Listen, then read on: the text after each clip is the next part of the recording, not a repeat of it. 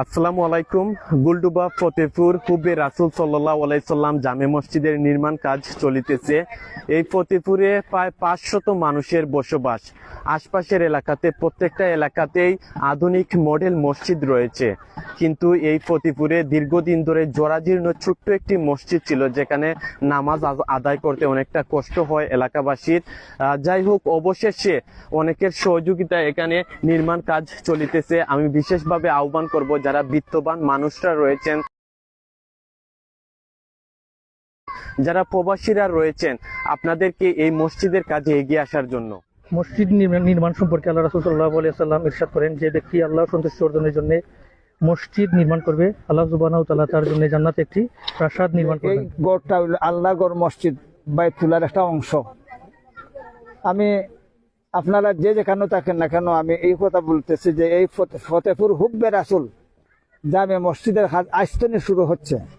তাই আপনারা দয়াবান মানুষ, আপনারা অন্তর আল্লাহ নরম হতো। আমরা দাবি ওটা যে পরিমাণে পারেন এই মসজিদের মধ্যে সহযোগিতা হইরা দুনিয়া আখিরাতের কল্যাণ হাসিল করব। ফতেপুর নতুন একটা মসজিদ আজকে ইয়ান গাড়া হইছে।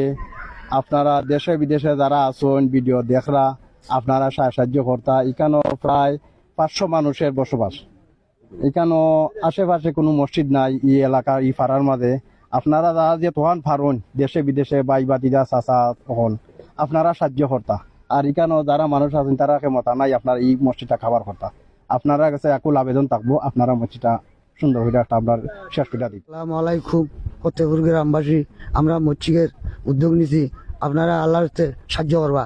আমরা গুলডুবা ফতেপুর গ্রামবাসী আমরা মসজিদে আজকে ইয়ান দিছি, আল্লাহর হস্তে আপনারা মসজিদেও আপনারা সাহায্য করবেন, ওই আমরা আবেদন আপনারা দিচ্ছি। এই পাড়ার দীর্ঘদিনের এটা ছাওয়া বা স্বপ্ন আজকে বাস্তব রূপে ধারণ করছে। আজকে ইয়ান হয়েছে। এই পাড়ার প্রায় 400 মানুষের বসবাস। তারা এই মসজিদের খুব আসিল। আজকে তারা আল্লাহ তাআলার অশেষ মসজিদের ইয়ান দেওয়া হয়েছে আজকে।